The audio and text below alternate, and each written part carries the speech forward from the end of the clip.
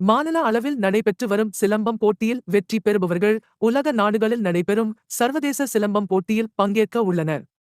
இந்த ஆண்டு தமிழ்நாட்டில் இருந்து மஞ்சூரியா குமம் பயிற்சியாளர்கள் 3 பேர் வெளிநாட்டிற்கு பயிற்சி அளிக்க செல்வது இந்திய நாட்டுக்கு பெருமிதம். மல்லை சத்யா பேச்சு.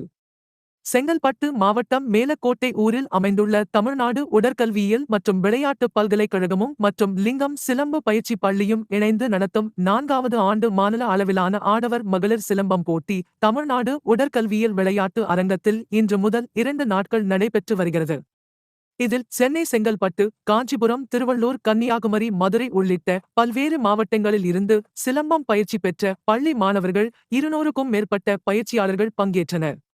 வயதின் அடிப்படையில் 4 பிரிவாக நடைபெறும் இந்நிகழ்வில் மதிமுக துணை பொதுச் செயலாளர் மல்லை சத்யா கலந்து கொண்டு துவக்கி வைத்து சிலம்பம் பயிற்சி மாணவர்களிடம் சிறப்புரையாற்றினார். லிங்கம் சிலம்பு பயிற்சியாளர் ஆசான் தனபாலன் தலைமையில் நடைபெறும் இப்போட்டி நவீன முறையில் சிலம்பம் பயிற்சி போட்டி நடைபெற்று வருகிறது. எதிர்காலத்தில் சிலம்பம் பயிற்சி போட்டியில் சென்சார் கருவி பொருத்தி போட்டி நடத்தப்படும், அதன் அடிப்படையில் மதிப்பு வழங்கப்படும் என்றும் மல்லை சத்யா கூறியுள்ளார். மாநில அளவில் வெற்றி பெறும் சிலம்பம் போட்டியாளர்களை மலேசிய, இலங்கை போன்ற நாடுகளில் நடைபெறும் சர்வதேச சிலம்பம் போட்டியில் பங்கேற்க அழைத்து செல்வதாகவும் அதற்கான பணிகள் நடைபெற்று வருவதாக கூறியுள்ளார். இதனால் சிலம்பம் பயிற்சியாளர்கள் மற்றும் அவர்களது பெற்றோர்கள் பெரும் மகிழ்ச்சி அடைந்தனர்.